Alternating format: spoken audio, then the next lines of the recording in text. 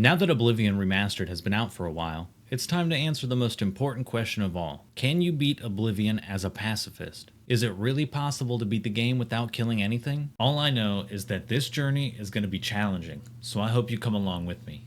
This video contains spoilers for the main storyline of Oblivion Remastered. You have been warned. We start this playthrough like any other, locked in a jail cell with ugly remarks thrown our way. I choose the High Elf for this pacifist run because the high intelligence and extra magicka. I'm going to need a lot of restoration during this whole thing, so the more magicka, the better. I'm also playing on Adept, and the difficulty does not change through the entire video. So after the Emperor comes in and interrupts my lovely chat, I follow him and the blades through the tunnels. There's a lot of fighting ahead, but not for me. The first chance I get, I grab some armor and book it straight to the exits. I dodge enemies while trying to grab some useful stuff like potions. I tested to see if the environmental kills counted as my own, so I pushed down the pile of logs onto the goblins. The kills didn't count, so maybe I can use this in the future. I never touched this mechanic again. I picked up my birth sign, Mage. Then I watched all the Mythic Dawn jump the blades. I did not help one bit. Then I stood idly by as the Emperor got assassinated.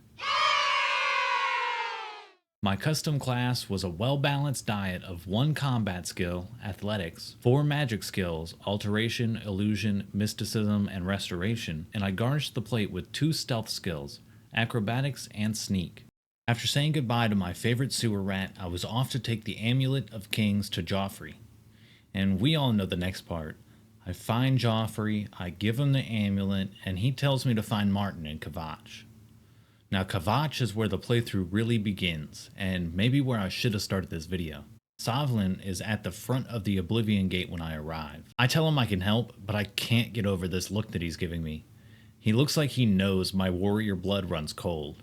So I hop over to the Oblivion Gate and give it a go. My first attempt ends in me drowning in lava. I can't jump as good as I thought. My second attempt, I take the right side and make a quick jump through the lava to arrive at the bottom of the main tower. I'm sprinting all the way to the top, past every enemy in sight, and I'm also failing miserably at grabbing the free heals. I then come to a locked door. This door can only be unlocked with the key, so I have to go across the bridge to the other tower. When I arrive, the prisoner tells me that the key is held by the guard, who's currently bashing me in the head. For a split second, I thought the run was already over, but then I realized we're at the top of a really tall tower. So I just lead this guard over to the ramp and I just kinda push him off. After grabbing the key, I can finally grab the sigils from the main tower and close the Oblivion Gate. Outside, I let Sovlin take the lead by storming in Kvatch. I waited 1 hour to let them clear it out without me, but it seems like they had the same idea because the fight started right after I showed up. I snatch up Martin and we head back to Wayne Priory. It's under attack, but the 9 know this isn't my fight. Somehow, I create enough of a distraction for Martin and Joffrey to take out the enemies, but I'm too late and the Amulet of Kings is gone. We all head up to the Blade headquarters on the slowest horses in all of Tamriel, and at the temple, I learn that I'm the tallest person at the party. Before I start my next quest, I need to grab some spells. I went to the Mystic Emporium only to realize that I'm broke. I sell everything I have and grab the Frenzy spell. I meet up with Boris, then I'm on the hunt for some books. I grab the second one from the Mages Guild, then I'm off to the first edition bookshop. I talked this little fella out of his books pretty easily. I'm glad I didn't spend the 100 gold on it. Now to get the 4th book. Me and Boris have to go down in the sewers. I'm happy that Boris was with me until he wanted to meet with the sponsor. I let him meet with them, and he was discovered. Wait! I've seen you before. You're the blade that Brother Astaf was tailing. They recognized him and started their assault. I frenzied every Mythic Dawn member, and somehow Boris is still alive in the end. Awaits. The training of thousands is past me. That's 3 more. A quick check of my character sheet will reveal that I still have no kills. I'm on the right track. Now that I have all the books, I can find the glowing map in the Imperial City that will lead me to the Mythic Dawn hideout. At the hideout, they take all my stuff, but they don't know that I know this one secret. I frenzy everyone in sight. and wake up the sacrifice to enjoy the chaos that I created. It settles down, so I grab the book and book it out of there. Remember when I realized that I was taller than everybody else? Well, now I'm too damn tall to fit through the tunnel. I finally get out and give the book to Martin. Joffrey has a mission for me. He tells me there's spies in Bruma, and I'm gonna go find them. On the way to Bruma, I was attacked by one of the spies, and this Imperial Knight helped me out. After that, I went to the captain in Bruma, and he sent me to go talk to Yorl, and I think she woke up on the wrong side of the bed. So I led her to the middle of town where the guards helped me out. After sniffing out all the spies, we need to go back to Joffrey, and he'll say it's time to go back to Martin for the next quest. Martin needs a Daedric artifact, and I know just where to get the easiest one. I grab my lettuce, yarn, and a lesser soul gem to offer up to Sheogorath's shrine. The Border Watch is a super easy quest. Even murdering the sheep with poison doesn't count to my total. With the staff in hand, I give it to Martin for him to destroy. A new Oblivion Gate is open right outside Bruma, and I'm gonna close it.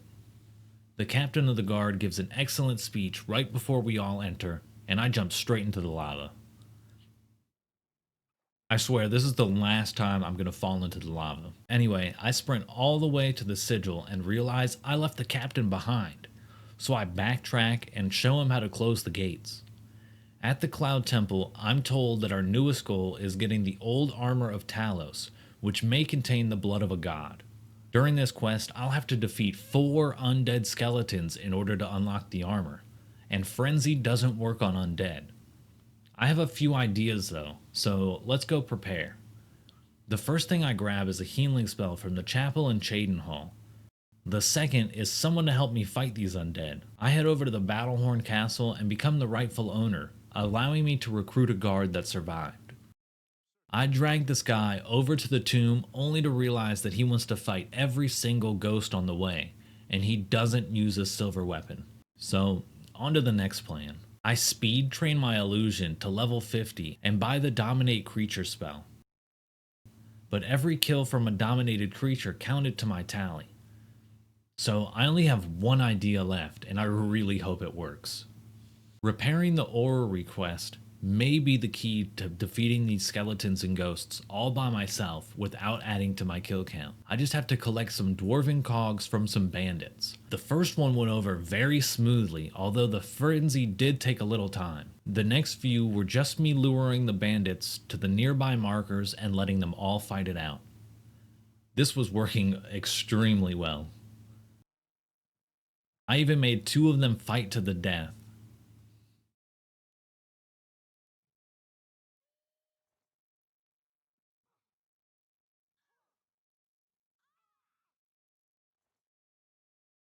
Completing the quest got me exactly what I needed, a Drain attribute spell. Now I just need a boatload of money, so I sell all of my worldly possessions. I grab the invisibility spell from Bavil and a magic candle from the Imperial Market. My goal is to make a frenzy spell that works on creatures. Since most creatures have 10 personality, if we combine a Drain personality with a brief invisibility spell, it could cause the skeletons to attack each other. I was hoping this wasn't a giant waste of time, so I quickly went to the Tomb of Talos. When I get in, I make my way all the way to the skeleton, dragging every single ghost behind me. I get them all clustered together and use my super amazing frenzy spell, and it worked. Well, it wasn't 100%, but it really was such a help getting the groups to attack each other. Now all I had to do was the exact same thing to the other skeletons and the armor would be mine.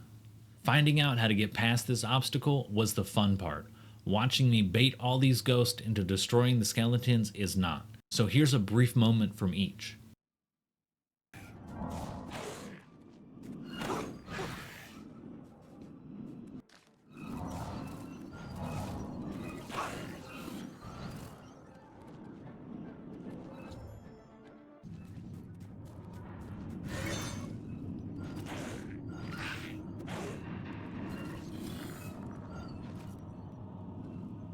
After defeating the skeleton monsters, I grab Talos' armor, which looks clean as hell by the way, and I head back to Martin.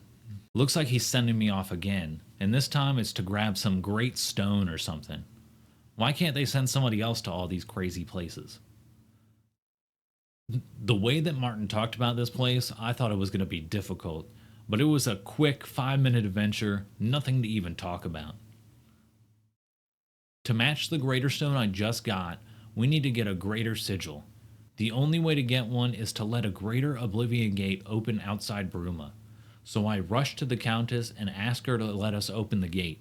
She folds instantly,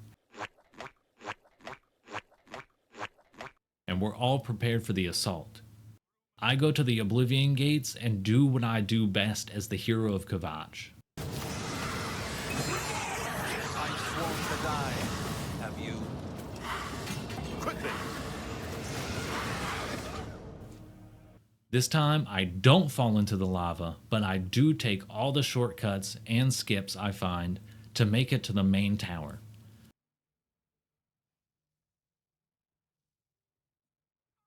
There's no issues in an Oblivion gate that the hero of Kvatch can't handle, so I ripped out that sigil and closed the gate on the drill. Martin takes the sigil back to the Cloud Temple to open up the gate to Paradise for me. It's here that I'm reminded that I have to kill Mankar in order to get the amulet, so I make a quick save outside just in case things don't work out well. While walking through Paradise, I'm stopped by a Dremor who wants me to fight him or serve him. I decide serving may be my best option right now, so I help his friend break out of prison and gain access to the next area, the Forbidden Grotto. On the other side, it turns out I was tricked and now I'm a prisoner. A new friendly face turns up and he offers to help me get my cuffs off. Hopefully he doesn't betray me too. After getting my cuffs off, he says he wants to help me take out Mankar, to which he dies immediately from the first enemy we encounter. It's a good thing he's immortal because he cannot fight well at all. I make it to Mankar Kimura, and it seems like things might be easier than I thought. There are 3 NPCs here that keep respawning after they die, so I just have to keep up Frenzy and watch them fight. Unfortunately, the Frenzy is not working as well as I hoped. I might have to upgrade my spell if this keeps up. I was jumping around, dodging all the lightning spells when Mankar finally ran out of his staff charges.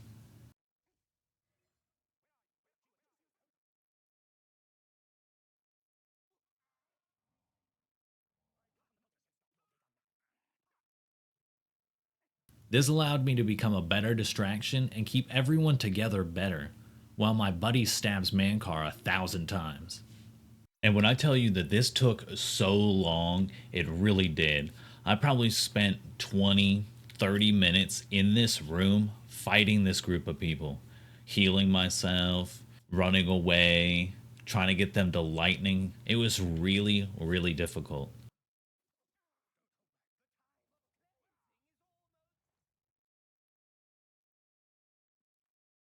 Once out of Paradise, all the blades do this sick ass slide to commemorate the great achievement. Our final mission is to take Martin to the Imperial City and light the dragon fires. So we go, meet with the High Council, only to be interrupted by Oblivion gates opening all over the city. Me and Martin make our way through the town together, trying to reach the dragon fires. I rally some teammates and frenzy the enemy, only to realize it's too late. Mehrunes Dagon is already in Tamriel. We have lost. But Martin has an idea. So we run under Mehrunes' feet to the Dragonfire, and Martin sacrifices himself to push Mehrunes Dagon back to Oblivion.